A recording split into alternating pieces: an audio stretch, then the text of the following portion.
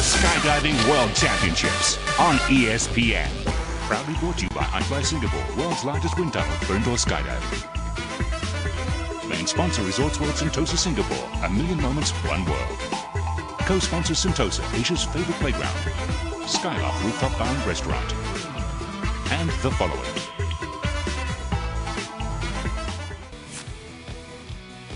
Next up is the two-way free fly, and the objective is two team members to perform a sequence of moves with the highest merit. Two-person team choreograph an artistic routine. Teams choreograph their own 45-second artistic routine using all flying surfaces, that is, horizontal and vertical. They must also compete in compulsory round or speed rounds. Performers are given a series of set moves to perform in 35 seconds, and they need to repeat the sequence as many times as they can. Here is the prize money. They win tunnel time and cash, 5,000 Singapore dollars for the winner. Representing Singapore will be Kira Po and Chu Ishwan. Hi, I'm Kira and I'm 10 years old. I'm Ishan and I'm 11 years old. Both schoolgirls are iFly Singapore ambassadors, and they make up Team Firefly and are ready to take on the challenge and compete against professional flyers. Firstly, I feel very excited. Secondly, I feel very nervous because though they are all double and triple our age and they may have broke some of the world records. I feel very proud as this is my first time and not everyone has the chance to do it, but I also feel a bit nervous as I'm one of the youngest and I've never seen all the teams before, so I don't know what they can do, but I hope to make iFly Singapore and Singapore proud.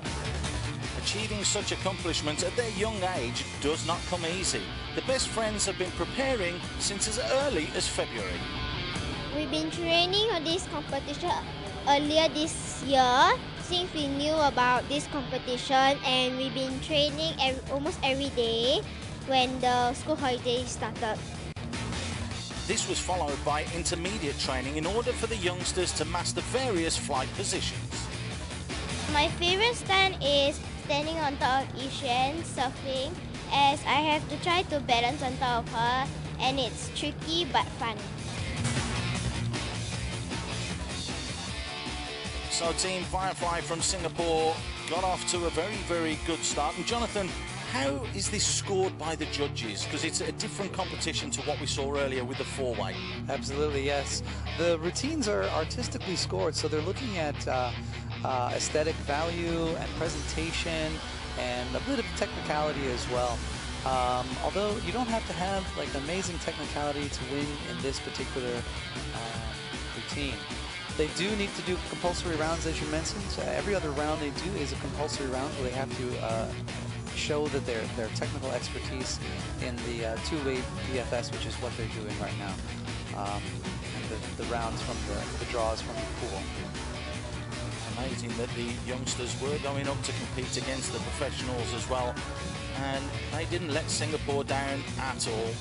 And I'm sure that you had a hand in their development over the past 12 months as well. Yeah, absolutely. It's been really fun training those two. Next up were the French side, Clement Gizmo and Thomas Malahel. AK-47 was the team name, and again using the full spectrum of the tunnel. These guys had an amazing routine. They came early and started practicing with it in the tunnel as well, and to make it their own. The tunnel they come from in Paris is not as large as this one here, so they had more room to play around and had to adjust, finely tune their routine to fit this tunnel here. Fantastic, going up and down and using the full width that they're unaccustomed to, so really, really good routine from the French duo. Josh D'Annunzio and Alex Werner of Anti-Gravity XP are the present and the future of the sport. They live and breathe tunnel flying, as not surprisingly, both of them live at the Paraclete XP Sky Venture in North Carolina. My dad actually owns the wind tunnel in Rayford, North Carolina, so I was kind of forced into it, but it's fun. I grew up on drop zones, skydiving centers my entire life, so I was kind of bred to do this. Both started flying at an early age, and the payoff is quite evident. Their tunnel acrobats are simply outstanding. They practice hard and love what they do, and the dynamic duo are the ones to beat at every competition for as long as they fly competitively. So, how is Alex as a partner, Josh? He's great.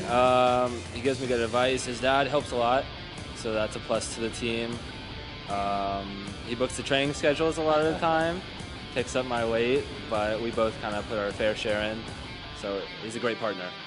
Josh has an interesting style. You know, he made me a more responsible teammate, that's for sure.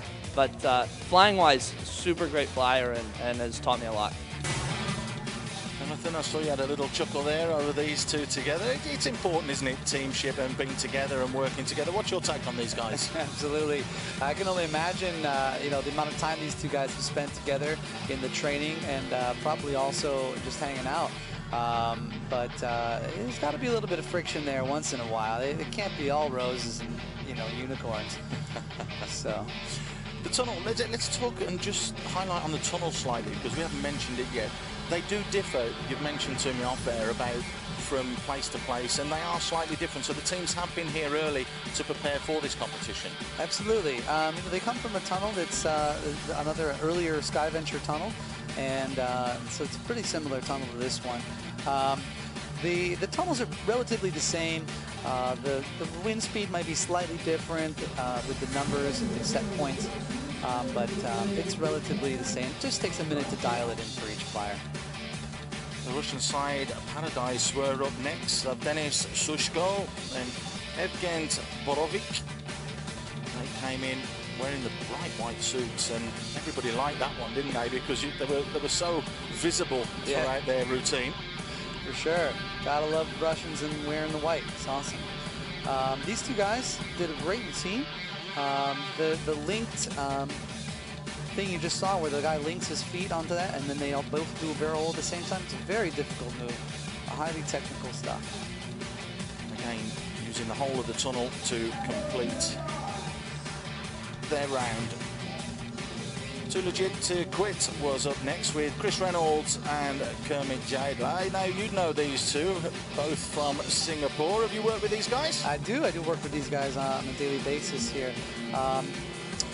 Chris is actually the guy who trained me at iFly Hollywood about 3 years ago, so I've known him for a bit, but I've had the pleasure to be working with him here in Singapore for the last year or so. Two of the best tunnel flyers that I know. It's always a pleasure watching them fly, and it was really fun watching them put together this routine. About 30 hours of tunnel time it took to prepare this routine, and it shows. Well, this was their best score. It was the 8th round that they completed, and they got an 8.5 for that, so a very good score for Too Legit to Quit. Renegade was up next, and the European duo, Mike Carpenter from England and Matthew Hill from France. Unusual to have a difference of countries, really, isn't it? A bit, yeah, but in Europe, you know, the countries are so close together, and there are tunnels a little bit more heavily populated in the area. There's 3 tunnels in the UK. There's one in Paris, there's one in Norway, one now on the drop zone in Empuria Brava, Spain.